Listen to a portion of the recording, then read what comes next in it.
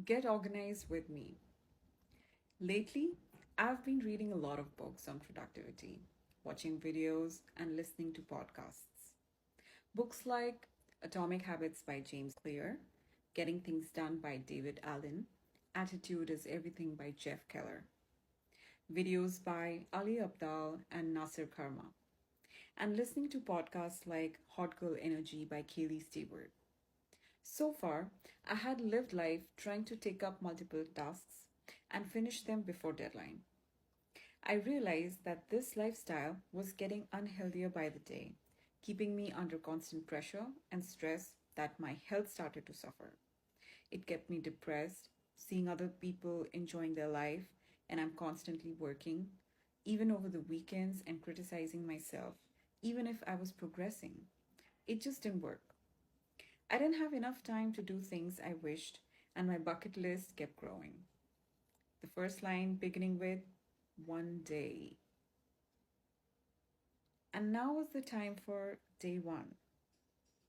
Each of them shared a system that works for them, and I had to figure out mine. Seeing the quality of life they live, the high energy they exude, it made me believe in myself more and make a difference by competing with my yesterday self. First, set a target. By that I mean, imagine yourself sitting at one spot, completing the task, and then getting up. This will program your mind to get up only when the task is completed. Also, make sure that you're wearing a watch. This will remind you that you're time bound. Now, record yourself on a camera. This gives a purpose of being seen in action. Then take a notebook and note down your to do list. This will be the beginning of a more fulfilling life. What are the benefits, you may ask? Well, when I follow my timetable, I feel like an achiever who can do anything, be anything, and feel more confident about myself, my life, and the decisions I take. It gives me a sense of control and be more purposeful and efficient. One thing I found that was common in all of them was the documentation of their life, literally living by the books. It may sound overwhelming, but the more you write down, the more you free your mind, as if it has been heard and things are being taken care of. It gives pleasure to physically see, edit, and make changes to the life you would like to manifest. We got five senses and we got to make use of all of them. For example, when I watch a movie, I like to finish it, no matter how boring or ridiculous it gets. Same for the books. I like to check mark things from start to finish. Set up a calendar. Of course, starting with Google Calendar. Well, I sometimes do find it difficult to follow the timetable, for which James Clear in his book Atomic Habits suggested we are what we do. So, to keep up with good habits, we got to be consistent. And to make up for the missed ones, we got to start over or redo or compensate by deciding the next time you would like to do the task. One important message I got was never to force yourself in keeping up with habit, instead, building your identity around it. One tip I'd like to share for maintaining your Google Calendar is by adding the tasks completed instead the tasks intended for the day. This helped me immensely with a sense of achieving things and check marking them instead of pushing myself to do something I'm not in the mood for. Following a timetable can be a daunting task, especially when the last minute changes occur. But to get into the organized lifestyle, this is an important step.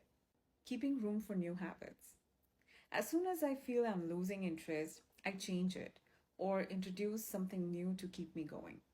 Maybe prolonged breaks or doing something I feel like. Take some rest or pick a new book and then add it to my favorite calendar.